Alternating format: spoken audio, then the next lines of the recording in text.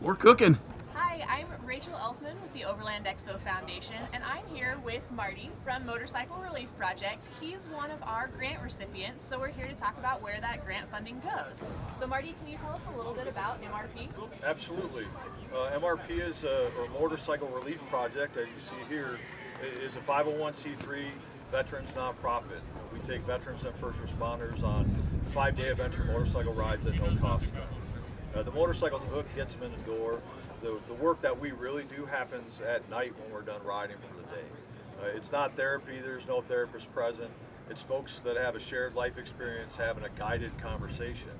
And we're having a positive impact because we provide some really simple but super effective tools that allow the veterans and first responders to better deal with their trauma. Simple concepts like mindfulness, everyone has heard about it, but if you get to the graduate level of mindfulness, you can be almost clairvoyant. Because on planet Earth, you control only one thing, and that's your reaction to stuff or yourself.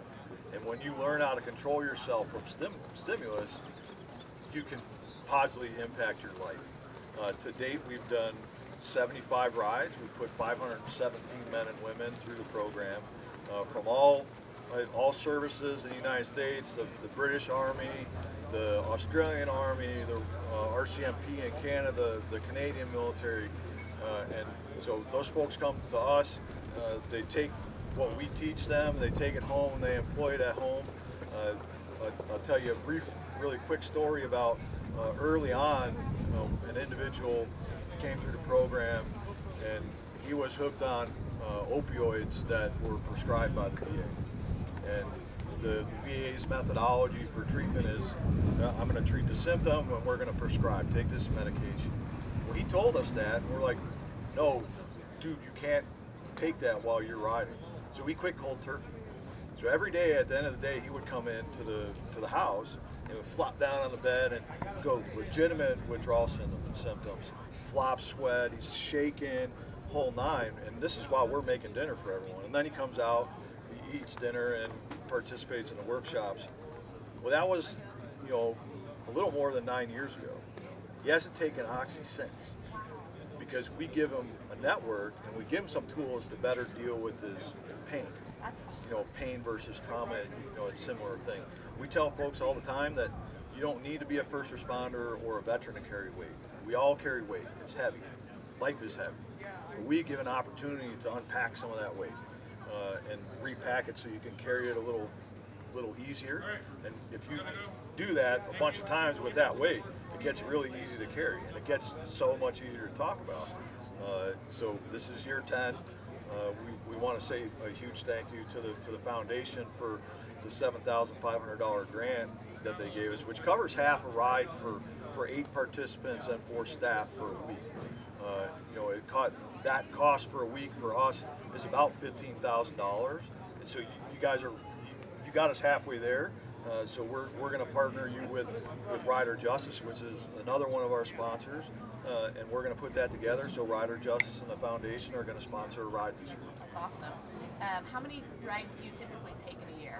So we normally schedule 12 rides a year. That's awesome. Okay. But this year's a little different. We needed to put some resources into fleet management and get some more bikes, because they age out. They live a pretty hard life when you have folks that don't ride adventure motorcycles, and you put them on adventure motorcycles and they get pretty beat up.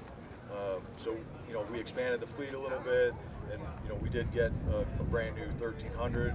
With that's Mike, the president, that's his company car, so he gets to ride the fancy new stuff. That's basically in a nutshell what we do. So if somebody wanted to get a hold of you because they knew of a veteran that would be a great candidate for the ride, what should they do? Okay, first thing, the most important thing, it doesn't need to be us as a nonprofit motorcycle relief project. If you know someone that's struggling with something, encourage them to get help. That's the first thing. And if they're resistant to I don't have any problems, we've heard that 1,000 times. Because I even had that when I applied to go on ride number 2 in 2015, I don't have any problems. Yeah. Well, apparently I got some problems. I think we all do. But after you send the veteran or first responder somewhere to get some sort of help, if they ride a motorcycle, great. Send them to www.motorelief, M-O-T-O, relief.org, and there's a tab for applicant or veteran or something. The exact what it looks like, I don't know, but it's on the website. So you can fill out the application. The application process is a 3-step process. One, tell me who you are, and what service you were in, and then there's a secondary application. Tell me where you've been and what you're struggling with. And we find, if folks tell me that they're a model of mental health, I just want to ride with veterans, you're probably not going to get selected for a ride. Be completely honest and put it out there. The hardest part about the whole process of getting help is acknowledging that you might need some help. And then there's a phone interview. And Mike is gifted at putting together rides. I said it yesterday to the other crew I did an interview with, he put together a ride last year, and the phone interview, he's talking about motorcycle stuff. Well, 3 or 4 of the guys are fly fishermen, and they were all fishing the same river in Colorado, 1 or 2 days before the day they showed up to a ride. The guy was fishing there, and that we didn't know that, but it's just magic. Hey, the people that come to ride with us, they come at the right time when they need it, and that's just the way that it works. We got 200 plus people on the waiting list, but we don't do first come first serve. We're looking for folks that we can help the most, that we know we're going to have an impact. And then the next question that someone is going to ask is, hey, I'm super stoked with what you're doing. I want to volunteer. Well, unfortunately, we take our volunteers on rides from the program. So in order for you to be a volunteer, you have to come participate in what we're doing. So you're going to learn some stuff as a participant, and then when you come back, we're going to ask you to do some special stuff that, great. Everyone will want to come volunteer to ride someone else's motorcycle for a week. That's not the case here, because we ask them to do stuff. They got to be the first one on icebreaker night to crack open Pandora's box and set the tone, so everyone else understands, this environment is a place where I have some weight that I can unpack, and that's what we ask of our volunteers. Now, do you accept monetary donations? Absolutely. Okay. www.motorelief.org Perfect. /donate, and you can help us out, because the organization is funded entirely through generous donations. We do get a few grants every year, but we also do an annual fundraiser once a year, and I raise $100,000 in one night, but that's only a third of my budget. So I got to get the rest of the year through that.